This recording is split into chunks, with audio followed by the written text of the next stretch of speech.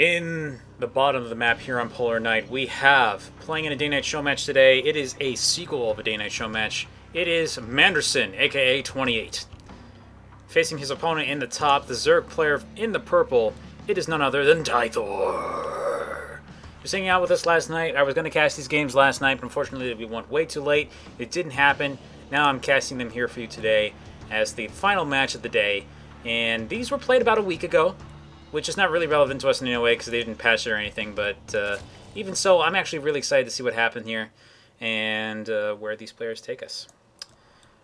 Now, keep in mind one thing is that when players do this by replays, they're the only limiting factor that they have, I think, because people have so far just assumed that I want them to use only the map pool. It's not like I've actually told them they have to do this. That's not really a requirement, but that's what these players have done. Is I don't know how they pick maps. They usually just let someone they pick, or maybe they do the vetoes themselves. I don't think they bothered in any case. So Manderson actually being a little ballsy here, putting the supply depot here instead of here, not starting that wall off at the high ground against this Zerg opponent.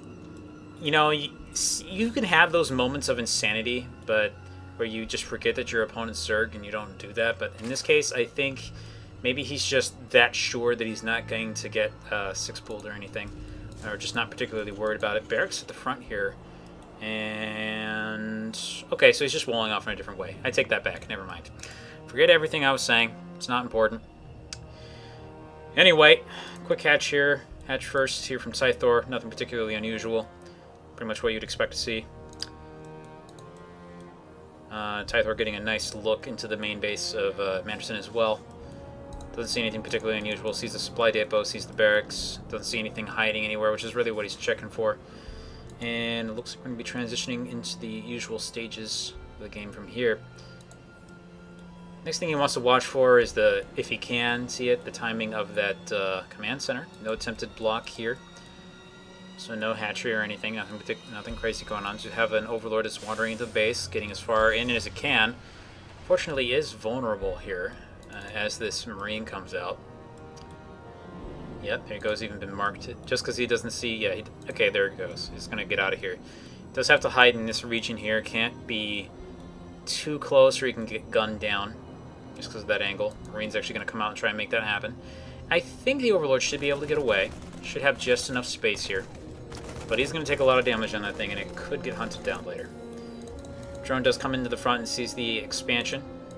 Similar expansion actually just about to finish for the Zerg. Droning up, does have a spawning pool.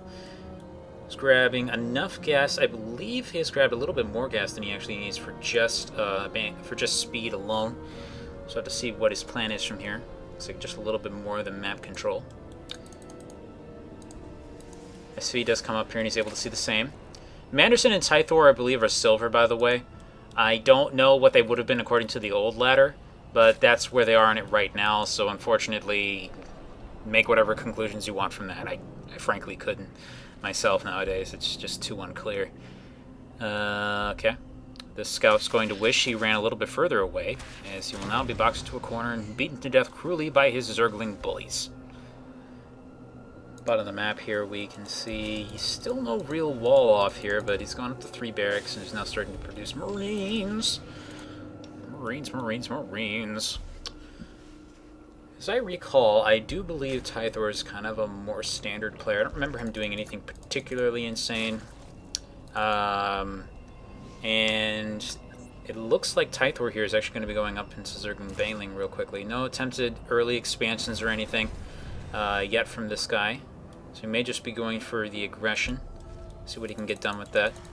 Wallen's finished here, so he'll be safe from the Lings, but the Banelings actually should be able to get some good mileage out of this without some additional bunkers or forces to defend. The Natural is actually going to be very vulnerable here for a little while here. Hasn't seen anything yet from his opponent, though, so I can't really blame him for that. Doesn't know that he has anything to worry about. It's just patrolling up here with a couple Marines, so watch for any Overlords that might try to peek in. Baneling Nest has finished. You can see up here. Any Banelings being produced? Not yet, so in the meantime, let's take a look in the base. We have a Tech Lab coming out.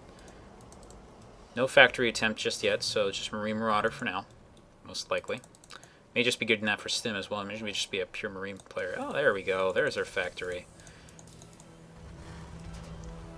So looking all pretty normal right here. He's running forward with a couple links, check it out, just see what's going on at the front. Sees the bunker. Not sure exactly where that scan went down. I actually didn't see it. Did hear it though, probably in the main base. Has moved the links back a little bit further. I see placed Overlord right there, right above the architecture. And yet more barracks. Okay, so this is definitely a bio play, if nothing else. Probably pushing from here into Starport. Maybe using the factory to get some Widow Mines. Nothing just quite yet. Lings are running around the back now. Do have speed. You can see that wonderful Raptor Ling form from the single player. Checking to see if his opponent's completely out of his mind and has gone for the rear expansion, or is just hiding these Lings back here for now. What he might be waiting to do is watching for his opponent to make some kind of move out and then try and slip into the base. Looks like he's going to try and work on these rocks back here, but if his opponent is actually paying any attention, he should be able to hear that happening and start sending some Marines down there to do something about it. Looks like he's actually not, though. So far, though, at the rate that this is going on, he'll probably actually be able to finish these buildings before the Lings actually kill the rocks. And you can't actually increase their DPS on the rocks anyway, just by sending more Lings down there. There you go, finally noticed what's going on. Here comes the here comes the Marines to respond. Tythorr realizes that, loses one Ling, and then backs off. Doesn't really do much there, honestly, except probably help his opponent take that base eventually. In the meantime, we can see that Tythorr is actually not going for any third at all. This is really late. Oof. Finally, it looks like he's finally going to try and do this now. Usually you see Zergs tend to get this a lot quicker, though, so... not great. But for what he's doing, it looks like it's going to be enough. He would like to get that up a little sooner, if only just for the additional gas income, if he really is going to be going Muta. But... looks like for now he's just going to content himself on perhaps going for a Muta switch later in the game, perhaps after getting up to 4 or 5 bases, since he's starting to spend that gas now on Banelings. Just on the edge of that scan, actually. Should be able to see that happening. And does Manderson actually know about the spire now? Yeah, he did see it building, so the question is, did he actually click on it? We won't be finding out. Also, hello there, Sam Cam. Nice to see you in the chat. Congratulations on just beating Chrono Trigger. It's a fun game. Meanwhile, up here, we are casting a show match between Manderson and Tythorr. This is not live. This is via replays. A few lists actually coming out now. Good map for this. There's a lot of airspace around the bases, as you can see here. Just a lot of ways to dive in and out and do a lot of damage here against Manderson's base. No, like, real defenses against this other than the Marines, which, you know, they're good for what they are. But he can really actually get a lot of work done in the main base before they can respawn. See where things are going to go from here. Looks like the Banelings and the Lings are really just mostly for defense up here. He hasn't really tried to go any further with this. He does have like all the basic pieces of a typical composition though. He has some Mutas, some Banelings, some Lings, and an Overseer. A few more Overseers join the pack. His opponent actually hasn't grabbed any Widow Mines at all though, so the Overseer is actually not serving an enormous purpose right here. It looks like he's actually going to go for the rear expansion. This does take a little bit longer to take than the other expansions out to the front, but because it's more tucked into the back, it's typically more safe against ground attacks. Of course, that's really not what he has to fear here. We have these 4 Mutalisks actually running into the back now. This is not a lot, actually, though the amount of damage that this can get done without additional Mutalisks is not tremendously huge. It can be annoying and it can slow things down even more, which could be particularly problematic. Again, like, this base takes a long time to take because of this ice, so it's slowing things down a bit. And the command center has not been pre-built anywhere in the base, so he is attempting to build that on the location. I'm not sure if this engineering bay can actually see these guys on the edge of vision. Either way, Manderson definitely isn't watching. Here goes the Mutalisk, killing 3, 4, maybe 5, 6. Looks like that's going to be a decent number of workers, actually, and as long as he gets out of there without losing anything, he actually has done a great deal of damage right there. Opponent now dropped down. The Terran is now actually at 25 workers versus the 56 of his Zerg opponent, and we're now starting to enter that kind of scary phase where the Zerg's forces can just get exponentially stronger. Really should consider grabbing some bases soon, though. He definitely has the money for that. Doesn't really have the gas to really flood out a lot of Mutalisks, which I think is what he wants to do here, but it's just not really happening. Oh wow, you're right. I never knew you could do that. Thanks, CRQ.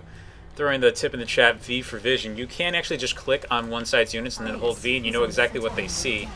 And smart guy, man. Thank you very much. I'm not sure what he was actually able to kill just now, but he did. He's preventing that missile turrets from coming up. So he's keeping the Terran in his base, keeping him locked into the corner here, making him afraid to actually mine from this location. So the majority of his workers have been actually. Where are they? Wow, like it's 11 plus 6 here. So there's another 3 here. 11, 6, 3. Yeah, he's still missing a few. Okay, they're just coming back to mine now. All right. And then there's a guy down here building this base. Okay. But yeah, it's pretty obvious what's happening here. The Zerg has really done a good job locking his opponent in his base. He's going to kill another couple workers. Maybe no. He's going to let them live. He's actually trying to. Well, he's being indecisive and not really picking off anything. He's just damaging a couple different targets. Kills a siege tank, maybe. All right, running into a bunch of missile turrets. No, don't run back toward the Marines. But Manderson has become demoralized and has GG'd. Well, it did a little bit sooner than I thought it would, but there you go.